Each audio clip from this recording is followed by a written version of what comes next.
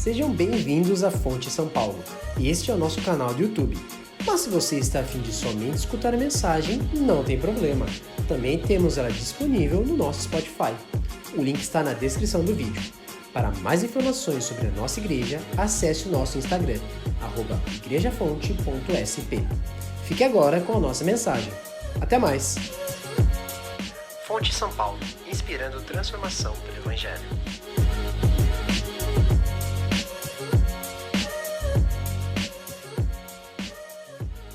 Bom dia. Grande alegria receber todos vocês.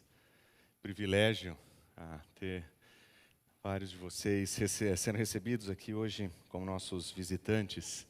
Sejam muito bem-vindos à Fonte São Paulo. Meu nome é Marcelo Berti. Nós ficamos muito felizes em encontrar vocês por aqui, amigos antigos, visitantes de longe e tantos outros que hoje chegam aqui. A Fonte São Paulo, nós somos apaixonados pelo Senhor Jesus Cristo, pelo Evangelho de Jesus Cristo em particular, e em especial por ver vidas transformadas. Vidas que são transformadas por Cristo Jesus, vidas que são transformadas e moldadas pela presença do Espírito. Na nossa série Sobrenatural, nós estamos observando exatamente isso.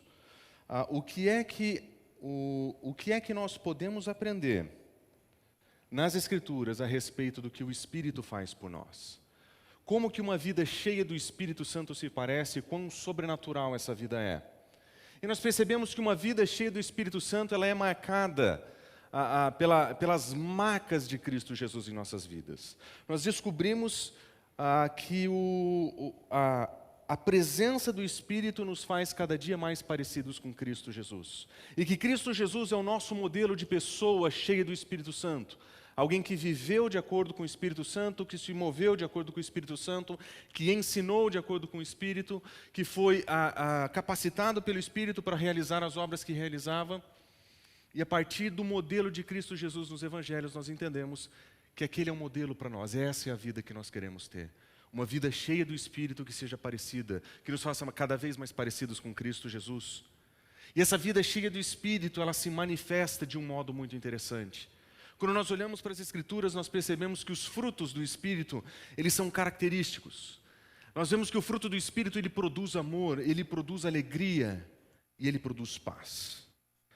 Nós vivemos em dias em que a palavra paz tem muitos significados, tem muitos conceitos, mas o que nós olhamos para a apresentação das Escrituras a respeito de paz é que o Espírito Santo é quem nos oferece uma paz que é vinda de Deus, uma paz que é feita nos moldes de Deus, uma paz que é dada por Ele.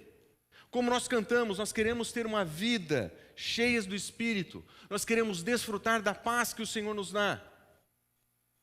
Mas o que é paz para você? Como é que você define paz? Depois de uma semana muito intensa de trabalho, talvez paz para você seja quinta-feira à noite, em que você junta os seus amigos, menos o seu pastor, e vai jogar futebol.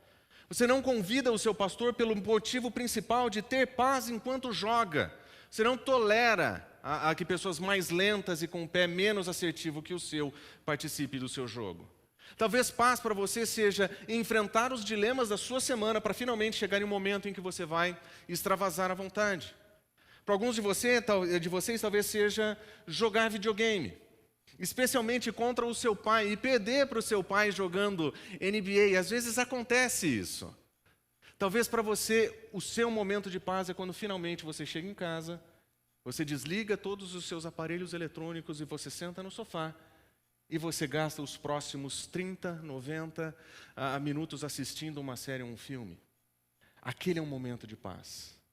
Agora, se você é mãe e você tem filhos, talvez o seu momento de paz seja ir ao banheiro e fechar a porta, sem ter que ver aquela mãozinha tentando passar por debaixo da porta perguntando onde você está.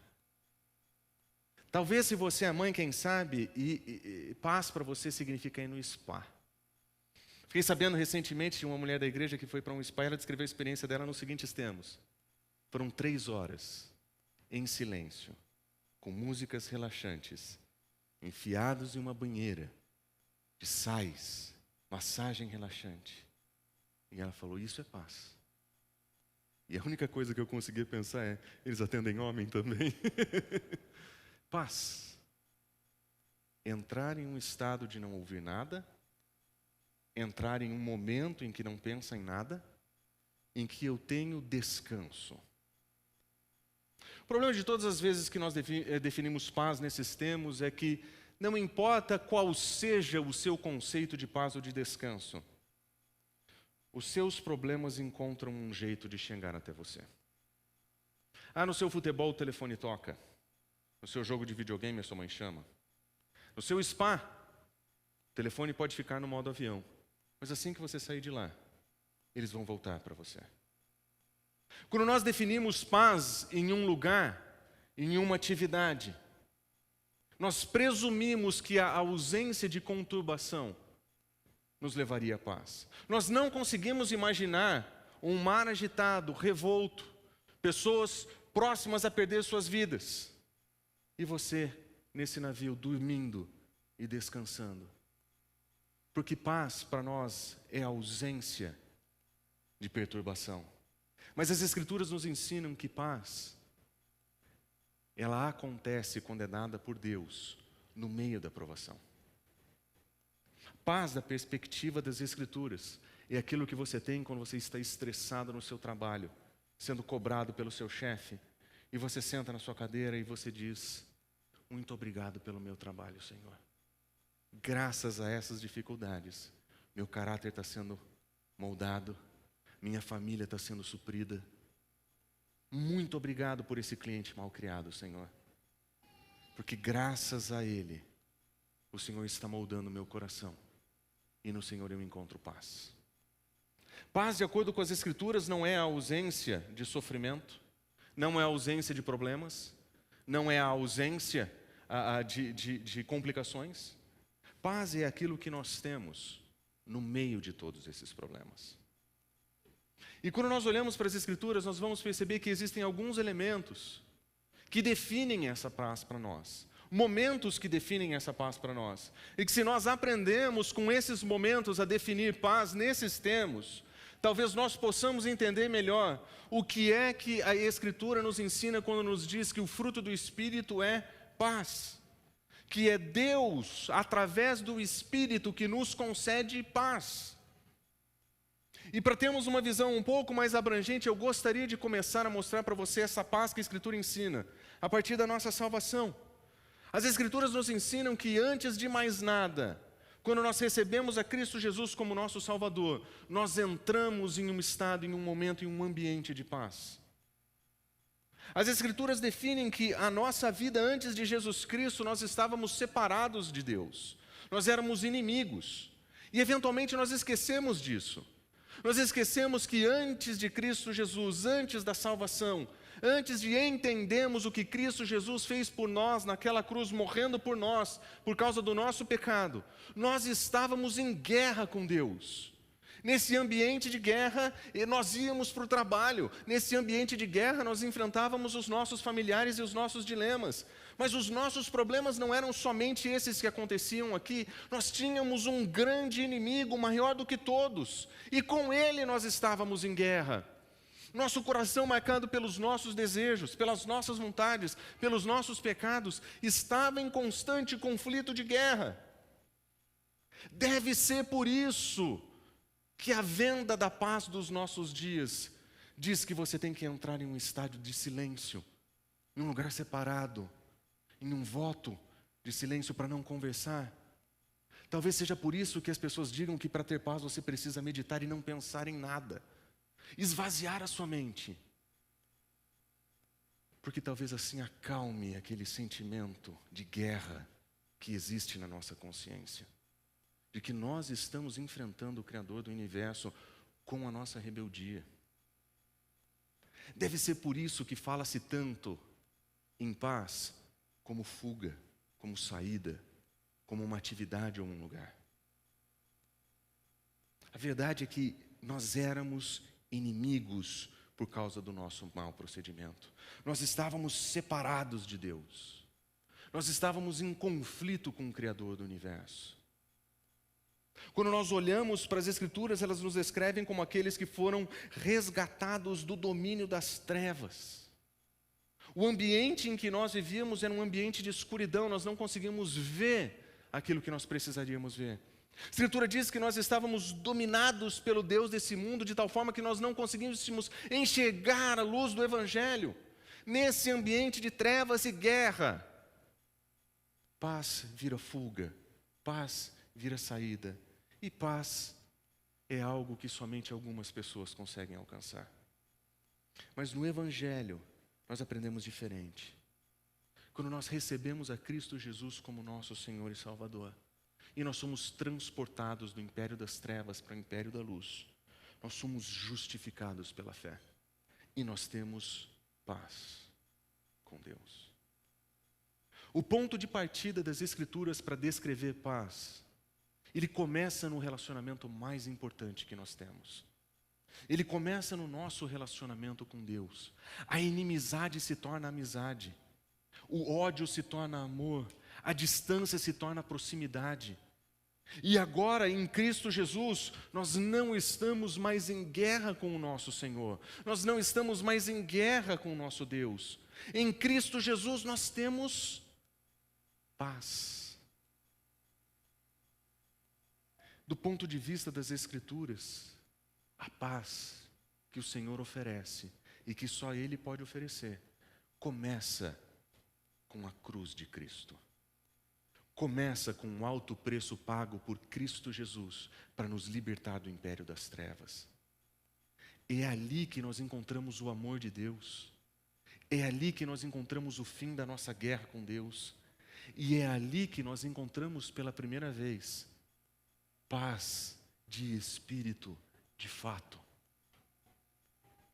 A paz que o Senhor nos oferece, ela não é somente para a nossa salvação. Ela é uma paz que transcende aquele ambiente e aquele momento da salvação, e ela nos alcança ainda hoje. Observe o que Paulo diz em Romanos: se quando nós éramos inimigos, nós fomos reconciliados mediante a morte, quanto mais agora, tendo sido reconciliados, seremos salvos. Quanto mais agora, se nós recebemos em Cristo Jesus paz, no dia em que nós recebemos a Cristo e nos tornamos seguidores dele, quanto mais agora.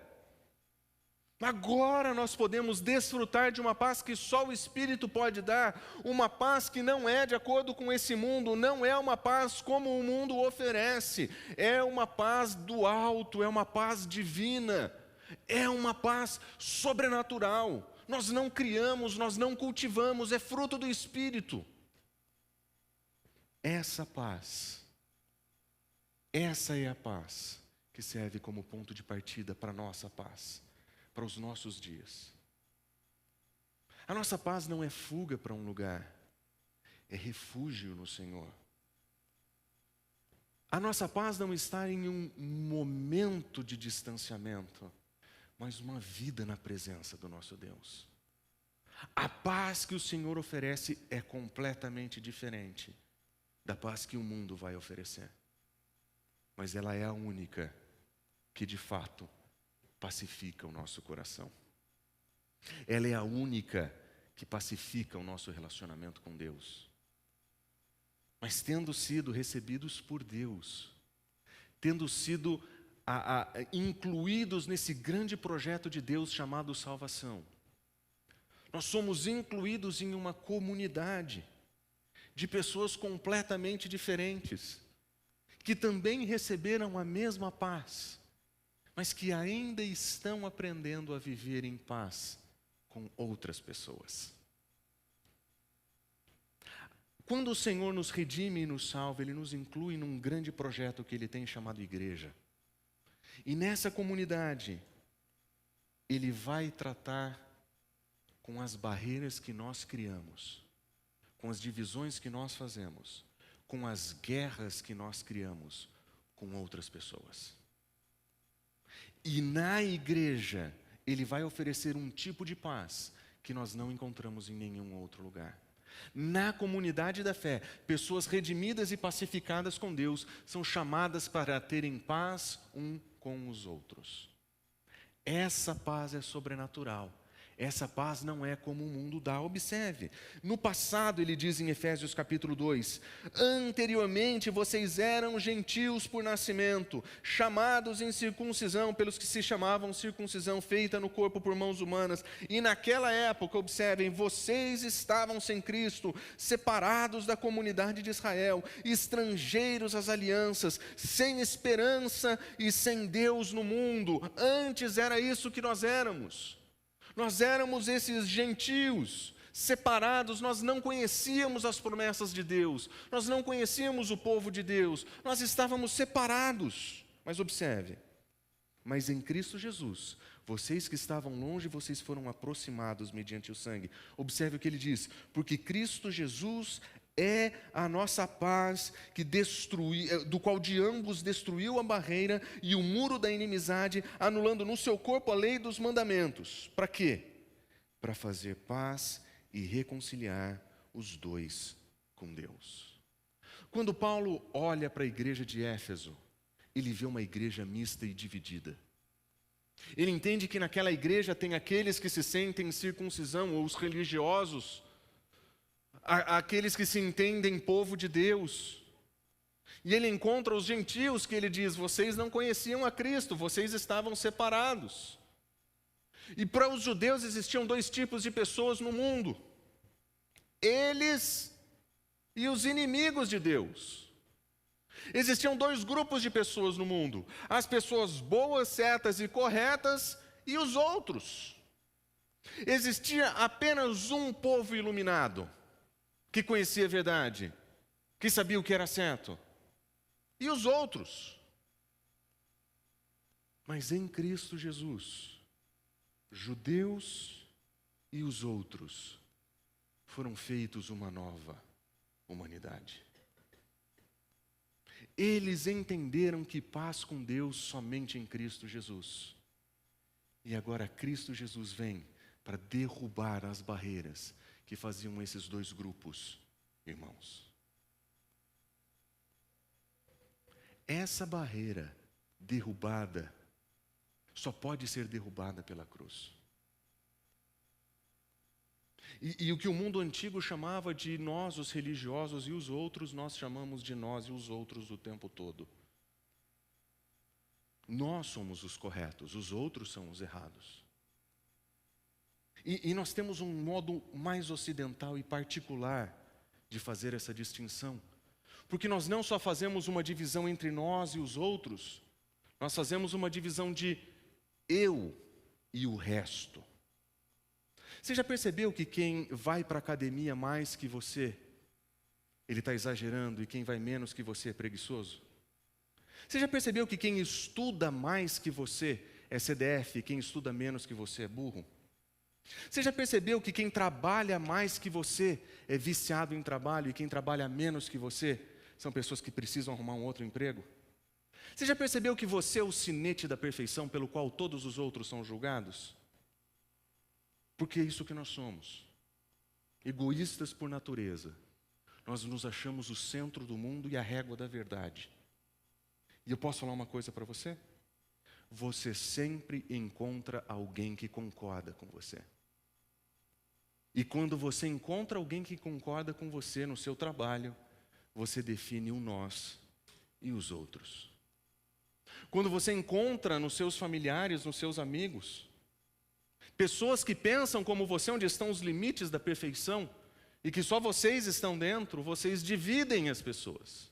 Nós fazemos isso o tempo todo. Porque nós nos vemos centro do universo o tempo todo. E algumas poucas pessoas cabem aqui. E nós erguemos muros de divisão. Porque nós não queremos nos juntar à gentalha, o outro. Nós somos assim. Mas a igreja não pode ser assim. Pessoas redimidas por Cristo Jesus encontram outras pessoas redimidas por Cristo Jesus. E em Cristo Jesus o ponto de encontro, o ponto de contato. Não importa quais são as divisões que o mundo pode criar para separar pessoas. Em Cristo Jesus, as barreiras da divisão e da inimizade têm que ser derrubadas. Nós não podemos reconstruir o que o nosso Senhor derrubou. paz entre pessoas, somente o Senhor pode dar, especialmente entre pessoas diferentes, especialmente entre nós e os outros. Quando nós criamos esses modelos artificiais de relacionamento e nós dividimos os nossos contatos dessa maneira e trazemos esses valores e esses princípios para dentro da comunidade, nós não vivemos a paz comunitária para a qual o Senhor nos chamou para viver. O mundo antigo não era muito diferente do nosso. O mundo antigo também era dividido por diferentes posturas e posições. Não era diferente do nosso, em que os mais ricos se entendiam melhores, ou que os mais pobres se sentiam mais violados. O mundo antigo era muito parecido com o nosso nesse sentido.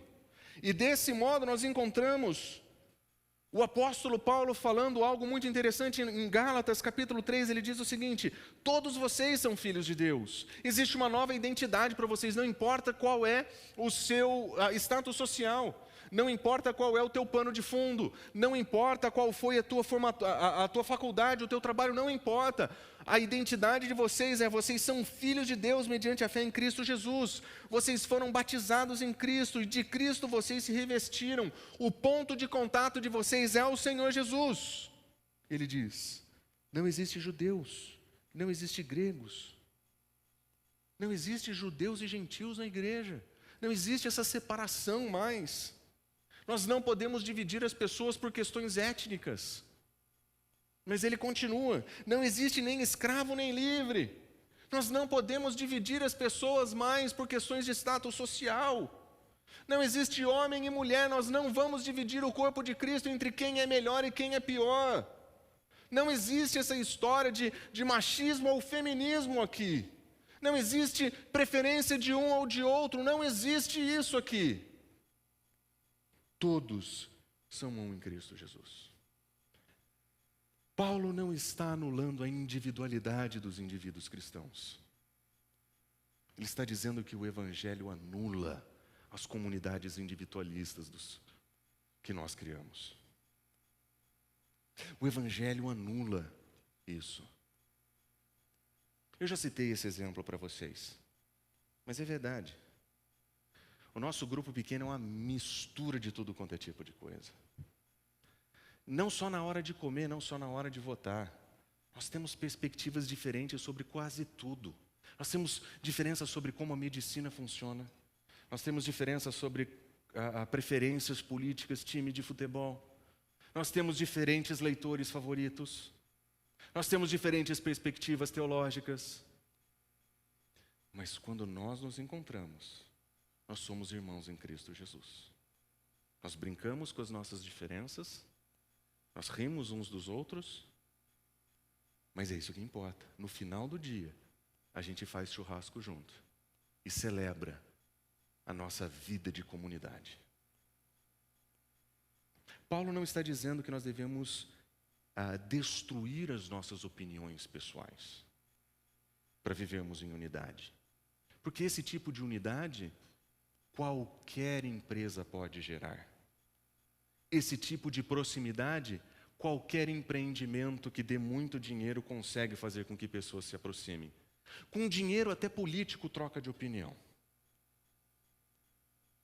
Unidade é ser judeu, gentil, escravo, livre, homem e mulher, e entender que são um em Cristo Jesus. Aí sim. Você é consciente de quem você é como indivíduo. Você sabe exatamente onde está a tua cultura e a tua etnia. Não interessa se você veio de Campinas ou de Minas. Não interessa se você veio do Nordeste. Não interessa. Em Cristo Jesus nós somos filhos de Deus. Em Cristo Jesus nós somos um. Essa unidade, esse tipo de paz que destrói o muro da inimizade, só Deus pode oferecer. Se nós formos uma igreja que entende que paz é viver as diferenças em unidade, porque tudo é secundário diante de Cristo e da cruz. Nós seremos um testemunho para esse mundo, de que Cristo veio e morreu por nós no nosso lugar. Porque esse tipo de comunidade só Deus pode fazer. Esse tipo de paz só Deus pode produzir. E é por isso que essa experiência de pessoas reconciliadas, elas precisam ser vividas entre nós. Nós precisamos ser uma comunidade de paz. Nós temos um Deus que se chama nas Escrituras o Deus da paz. É o Deus da paz e da consolação. E se nós servimos a esse Deus, o Deus da paz, a nossa comunidade tem que ser marcada pela paz que Ele dá. Afinal, a paz é um fruto do Espírito. E como é que nós vamos viver em paz, sabendo que nós somos diferentes, que temos opiniões diferentes, que vemos as coisas de maneiras diferentes, que temos convicções pessoais que são distintas? Como é que nós vamos viver juntos? Em Romanos capítulo 14, Paulo tem um excelente tratado para nos ensinar exatamente como nós vamos viver. A igreja de Roma também enfrentava esse problema. E para a igreja de Roma ele dá uma lista de coisas que nós podemos observar. E se nós abrirmos em Romanos capítulo 14, a partir do versículo 1, nós vamos perceber que o ponto de partida do apóstolo Paulo é que para uma vida de paz em comunidade nós precisamos aceitar as pessoas e aceitar as diferenças. Olha a linguagem que Paulo usa. Aceitem o que é fraco na fé sem discutir assuntos controvertidos. Quem é o fraco na fé, Paulo? Quem é o meu irmãozinho menor que eu devo tratar? Porque já que eu sou o forte, o fraco deve ser o outro, não é verdade? Paulo, de uma forma muito sutil, está dizendo que ele, como judeu, descendente de judeu, que tem os seus irmãos judeus, os seus compatriotas, como alguém a quem ele ama, ele está dizendo, nós somos assim. Existia diferenças de opiniões entre judeus e gentios. E o primeiro tópico que ele vai tratar a respeito daqueles que ele entende que são fracos, são aqueles que partilham convicções típicas da sua própria nação, típicas da sua própria etnia. Ele diz, um crê que pode comer de tudo, o outro, cuja fé ela é fraca, ele come apenas alimentos vegetais. Paulo não está falando sobre as nossas perspectivas de dieta. Ele não está falando sobre o seu jejum intermitente, nem está falando sobre o seu vegetarianismo. Esse não é o assunto de Paulo aqui. O assunto de Paulo aqui é que para os judeus, determinados tipos de carne eram abomináveis. Eles não podiam comer carne de porco, por exemplo. Aquilo para eles era uma abominação. Já churrasco de javali era coisa muito legal para os romanos. A diferença alimentar não era somente uma questão de como é que eu vou me hidratar, ou como eu vou manter as minhas calorias, ou não manter como eu faço. Como é que nós vamos comer melhor? Essa não era a pergunta de Paulo, dos dias de Paulo. A pergunta dos dias de Paulo é, como é que a minha comida melhor agrada a Deus? Como é que aquilo que eu vou comer ou deixar de comer melhor serve a Deus? E entre judeus e gentios daquela comunidade, entre judeus e romanos, existia uma grande diferença de opinião. Uns diziam, nós podemos comer qualquer coisa, o Senhor aceita. Os judeus diziam, não, existe uma lista de coisas que nós não podemos comer. Paulo, ele não está dizendo, sentem, façam um plebiscito, votem e decidam qual é a posição da igreja, porque vocês precisam ter somente uma opinião se vocês quiserem ser unidos. Para essa comunidade ele diz, aceite o outro. Aceite o outro. Aliás, sem discutir. Não tente colocar sobre o outro aquilo que é tua convicção pessoal.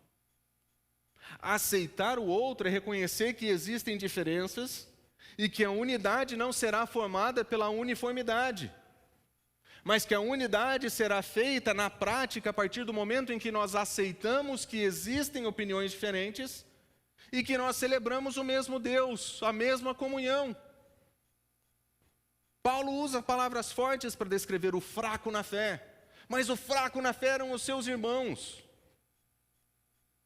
Ele diz: aquele que come de tudo, o que ele não deve fazer? Ele não deve desprezar o que não come. E o que come de tudo não deve condenar aquele que come. Por quê? Porque Deus aceitou. E aquilo que Deus aceita, nós devemos aceitar. Observe, aquilo que Deus aceita. Isso aqui não é desculpa para pilantragem, a safadeza. Eu faço o que eu quero e você tem que me aceitar. No melhor modelo mimimi pós-moderno. Não. Aquilo que Deus aceita, nós aceitamos também. E observe, onde existem diferenças sobre aquilo que Deus aceita, a resposta não é pensem exatamente as mesmas coisas. A resposta é não despreze, não condene. Para algumas pessoas, existe o desprezo nato, centro do universo. Quem faz mais é pior, quem faz menos é pior. E quem não está comigo é menos. Eu desprezo. Existem aqueles que se entendem menos e aqueles que estão a mais precisam ser condenados.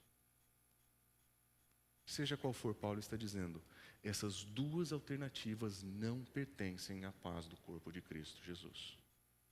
Em assuntos controvertidos, áreas cinzas, como às vezes nós gostamos de nos referir a elas, nós não entramos para discutir, nós entramos para aceitar as diferenças.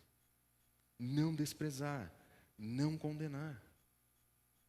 Paulo está falando sobre a dieta da perspectiva religiosa.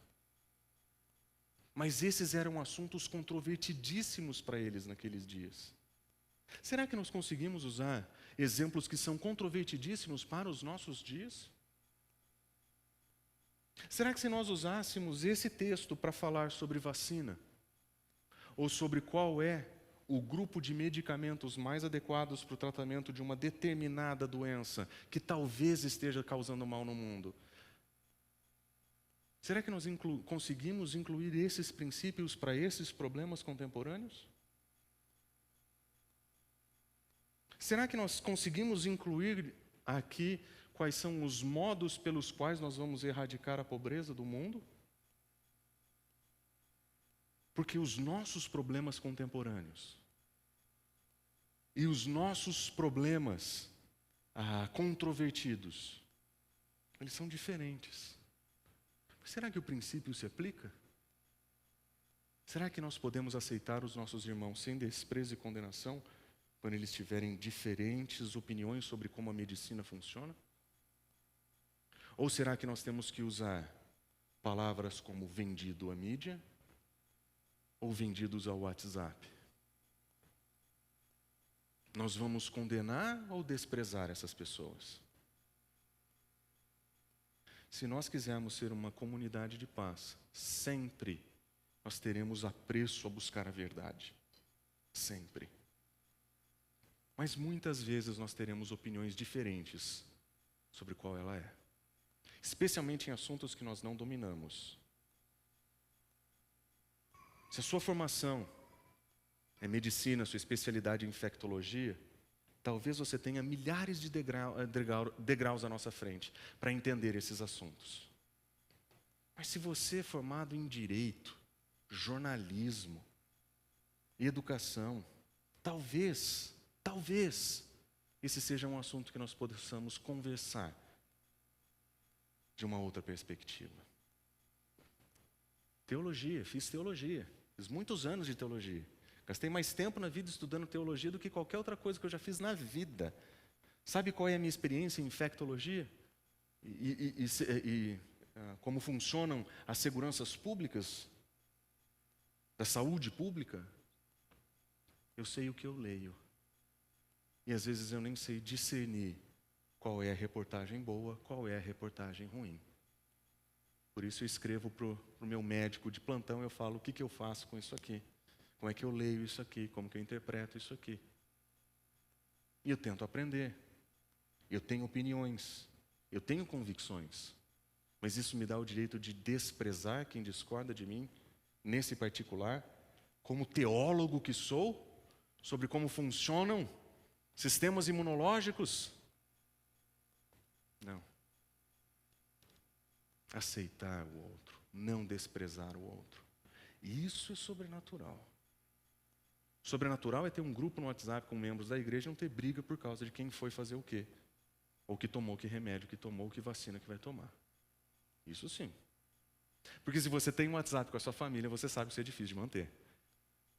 Você sabe que vocês já estão disputando qual é a quantidade de máscara e álcool gel que vai ter na mesa do Natal. A igreja tem que ser diferente, meus irmãos. Outro tipo de relacionamento. Onde todos os outros assuntos, por mais importantes que sejam, são sempre secundários à cruz de Cristo. Sempre secundários ao amor de Cristo por nós e o amor que nós devemos uns para os outros.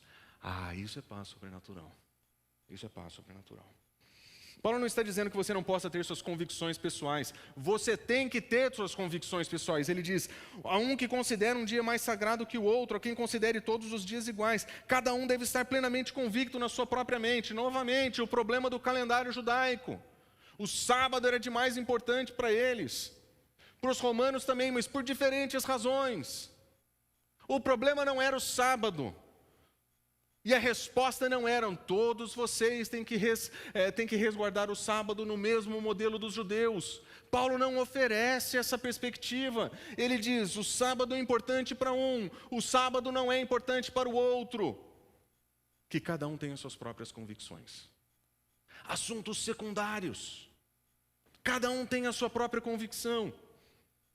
Nós já estudamos os 10 mandamentos. Nós já entendemos o valor de se guardar o sábado. Mas como cristãos, nós entendemos que podemos guardar o sábado no domingo. Nós aprendemos que não é o dia, mas um modelo de um ritmo divino que trabalha e descansa. Alguns de vocês têm trabalhos que ultrapassam o final de semana. Se você é estagiário, se você trabalha na área da medicina, você sabe que os seus finais de semana são tomados. Mas eventualmente o seu sábado cai numa quarta-feira. Descansa. Mas Paulo não está dizendo um dia mais sagrado que para um e para o outro, logo todos têm que considerar a opção do que é mais chocado. Paulo não está dizendo que ele vai medir a régua da igreja a partir de quem fica mais ofendido.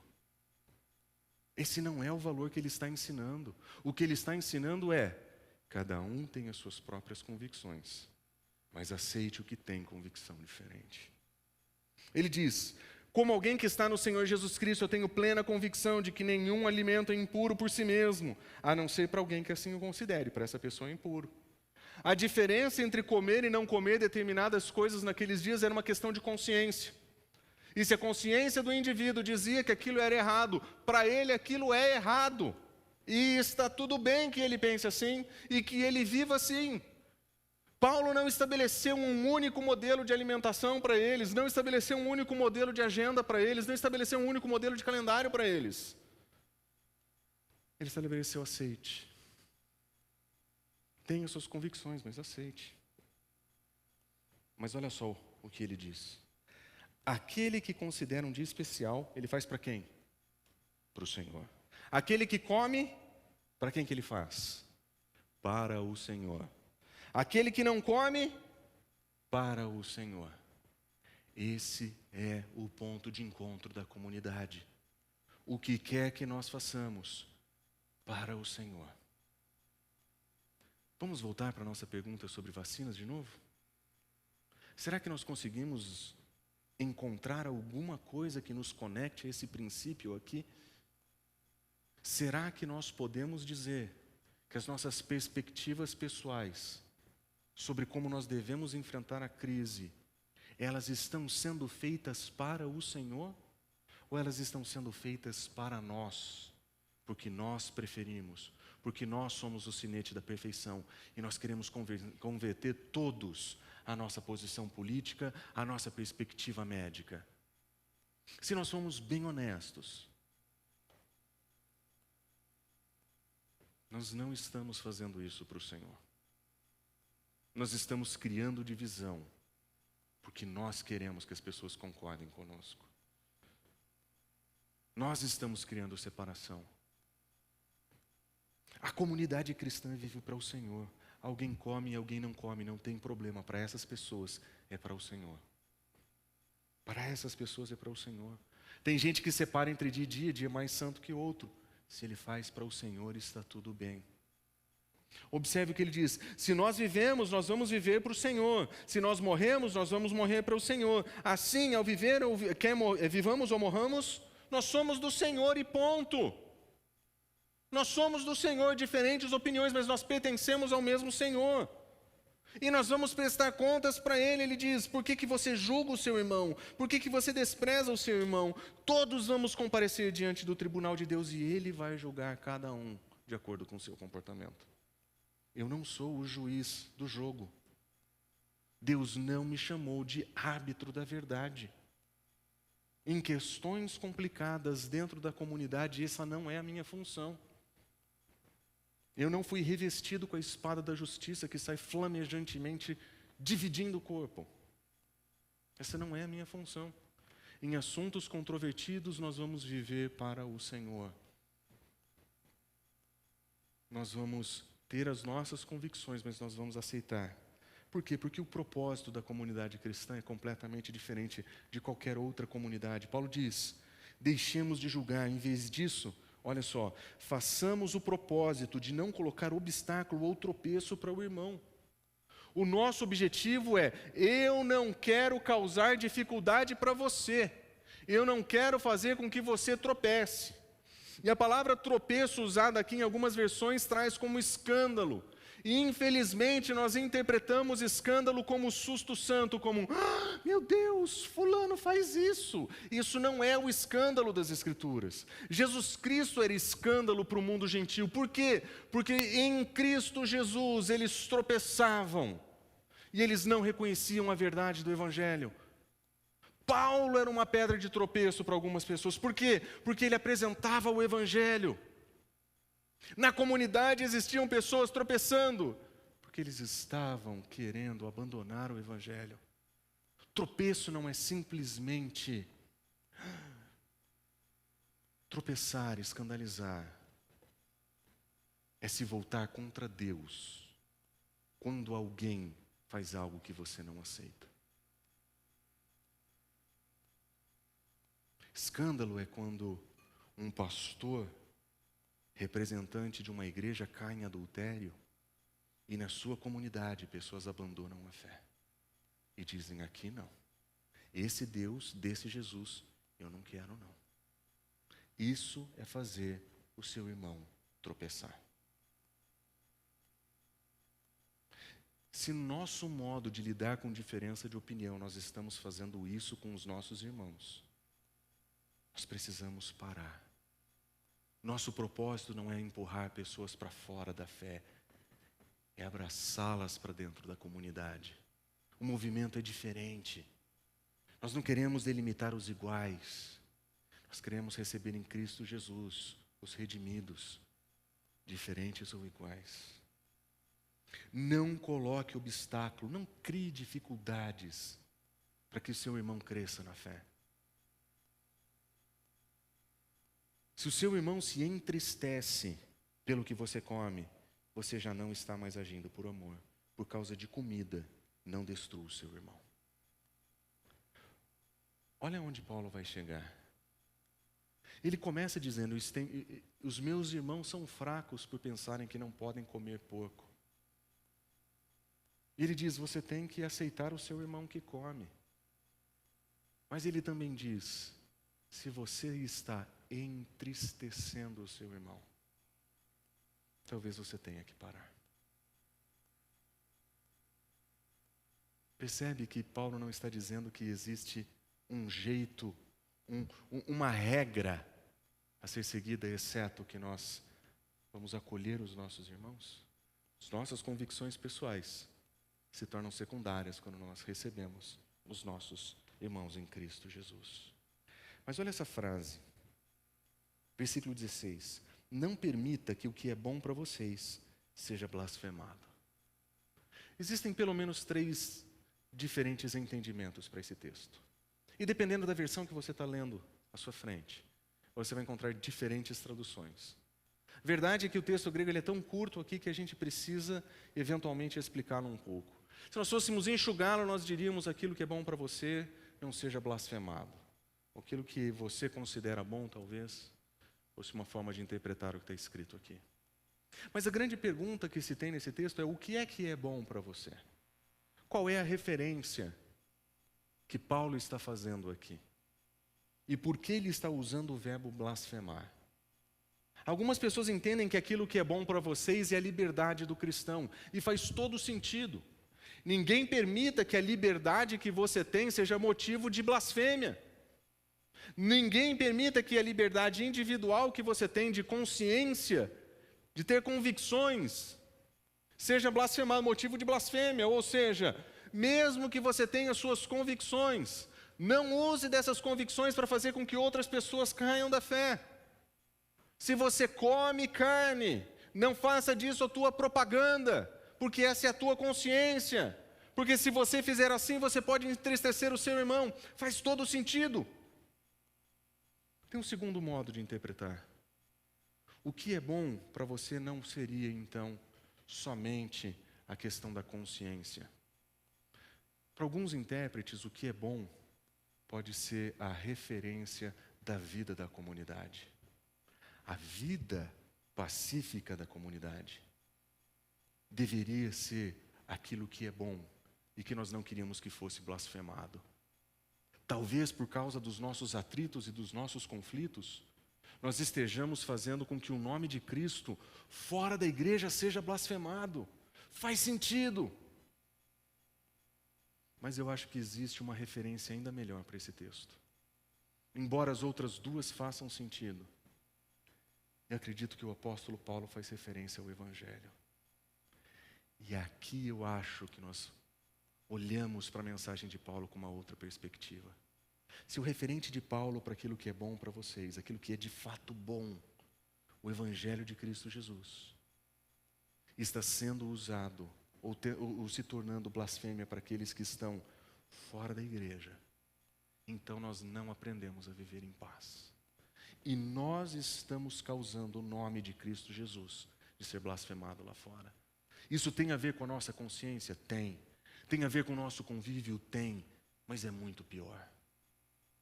Se nós não conseguimos viver as nossas consciências em comunidade, aceitando as diferenças, nós corremos o risco de fazer com que o Evangelho seja blasfemado pelos que são de fora da igreja. Nós temos um assunto profundamente sério aqui. Nós temos um assunto profundamente sério. Mas observe como Paulo explica. No final, ele apresenta o conceito dizendo: o reino de Deus, ele não é comida, ele não é bebida, mas ele é o quê? Justiça, é paz, alegria, por meio de quem? Do Espírito.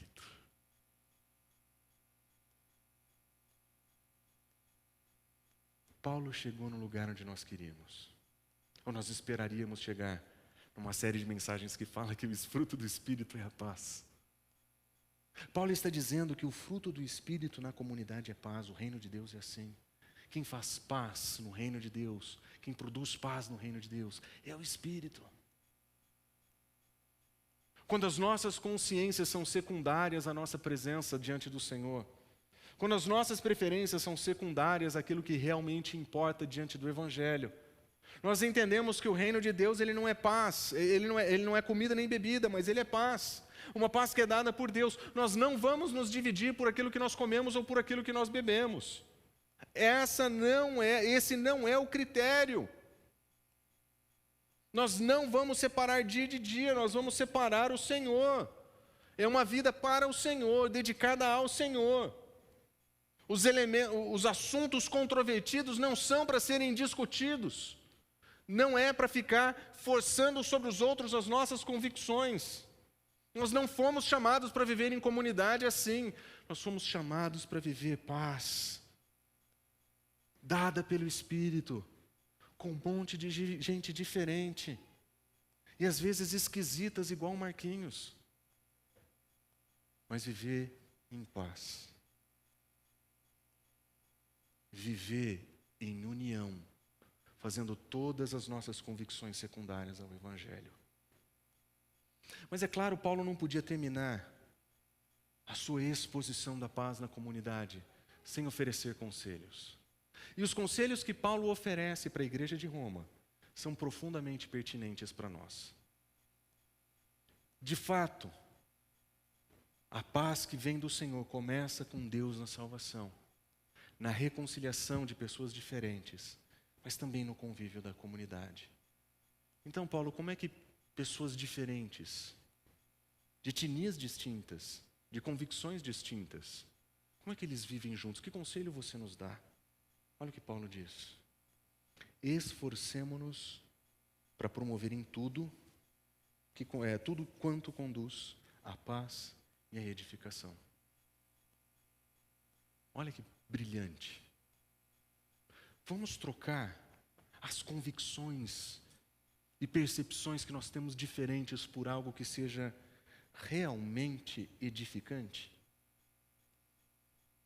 Vamos substituir os conflitos que nós podemos ter por diferenças de opinião, por tudo aquilo que promove paz?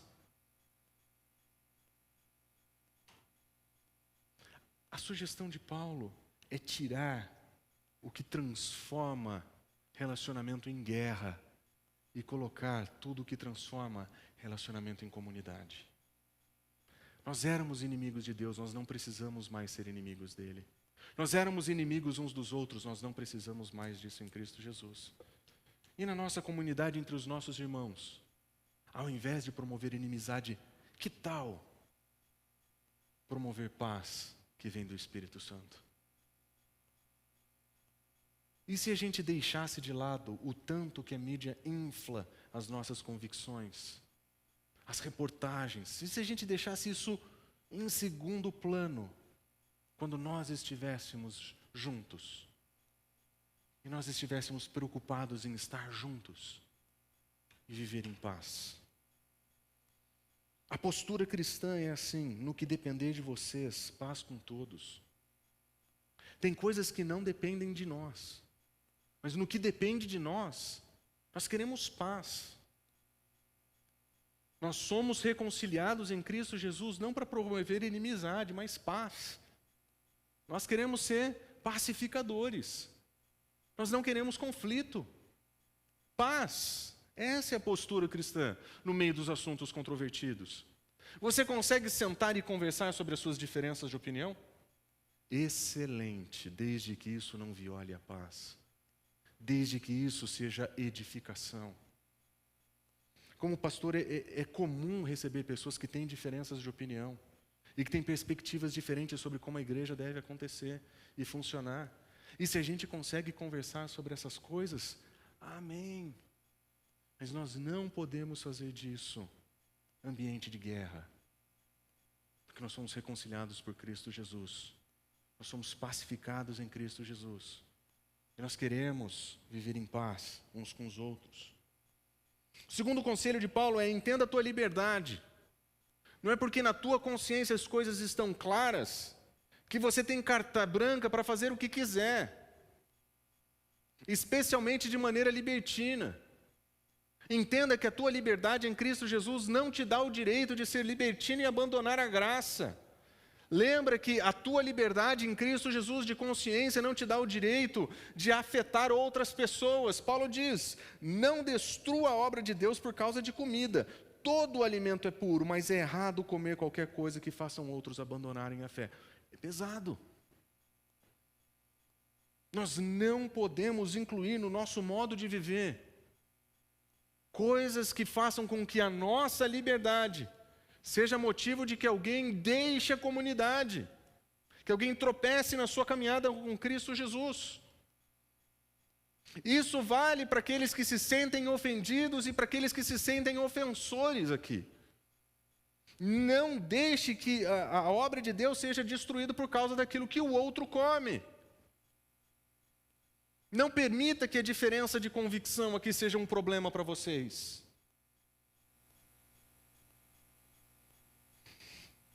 Entenda a tua liberdade. Você tem liberdade na sua consciência.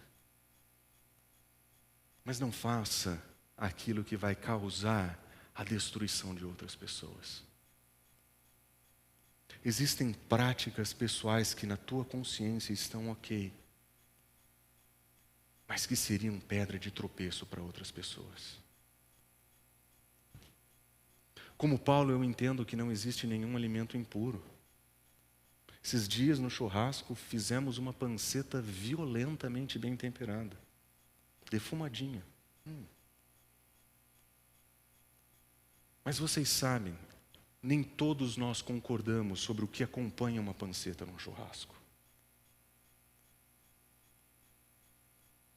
E nós precisamos entender que nós não podemos deixar a obra de Deus ser destruída por causa disso. Eu sou filho de missionário.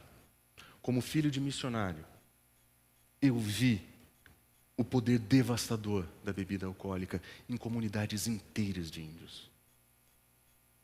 Eu vi como a bebida destruiu famílias em lares em vários lugares. E eu vi como cristãos genuínos que nasceram nesses ambientes entenderam que a melhor maneira de viver para Deus é o completo abandono da bebida alcoólica. E eles assim o fazem para o Senhor. E várias vezes eu fui estar com eles. Seja como garoto participando da vida deles, seja mais velho como alguém que queria ensinar e dividir com eles aquilo que o Senhor tinha me apresentado nas Escrituras. Seja como for, naquele lugar, naquele contexto, com aquelas pessoas, jamais vou discutir esse assunto. Jamais vou sentar com eles para tentar dizer que a minha liberdade de consciência é ou deve ser o modelo deles de prática. Jamais. Isso seria destruir a obra de Deus. Mas se você for na minha casa e quiser conversar comigo sobre o assunto, eu não tenho problema nenhum de sentar com você e de dizer: eu jamais vou usar dessas coisas para destruir. A nossa liberdade de consciência é diferente. Quando nós nos reunimos em famílias, nós temos diferentes consciências de como a situação, de quais são os acompanhamentos da nossa cesta de Natal. Não tenho problema nenhum de viver aquele momento para a edificação da família, sem bebidas alcoólicas que seriam problemas para algumas pessoas. Porque eu jamais vou querer destruir a obra de Deus por causa de comida ou bebida. Entenda a tua liberdade. Tua liberdade não é direito para que você faça o que você quer e que faça com que os outros engulam o seu procedimento. Entenda os teus limites. É melhor não comer carne nem beber vinho do que fazer qualquer coisa que leve teu irmão a cair. É melhor. Quando Paulo diz é melhor, ele não está dizendo que beber vinho é pecado. Ele está dizendo que é pecado beber vinho e fazer do teu irmão um alcoólatra. É errado beber e fazer com que o teu irmão, que tem consciência mais fraca, tropeçar na fé e abandonar a igreja por causa disso. É melhor não comer carne nem beber vinho, se esse é o custo. Se o custo é a vida do meu irmão, porque em Cristo deu a vida dele para resgatar e salvar, esse custo é alto demais para a minha consciência. Entenda os teus limites e lembre-se, nós vamos prestar contas diante de Deus. Lembra, nós queremos ser aprovados diante de Deus, não dos homens. Ele diz: seja qual for o teu modo de crer a respeito dessas coisas, que isso permaneça entre você e Deus. Você tem suas convicções? Você acredita que pode comer panceta com cerveja? Entre você e Deus. Mas lembre-se, feliz é o homem que não se condena naquilo que aprova. Se você entende que a bebida alcoólica não faz parte da vida cristã, não beba escondido, porque isso é hipocrisia. Isso é se condenar naquilo que você aprova. Se você acredita que bebida alcoólica é alguma coisa que você pode beber, não se embriague, porque assim você se condena naquilo que você aprova. Lembra, nós vamos prestar contas diante de Deus. Libertinagem não tem lugar no corpo de Cristo. O proibicionismo não tem lugar no corpo de Cristo. A moderação, sim. A abstenção, sim. Paulo não proibiu os romanos de beber vinho. Nem nós deveríamos.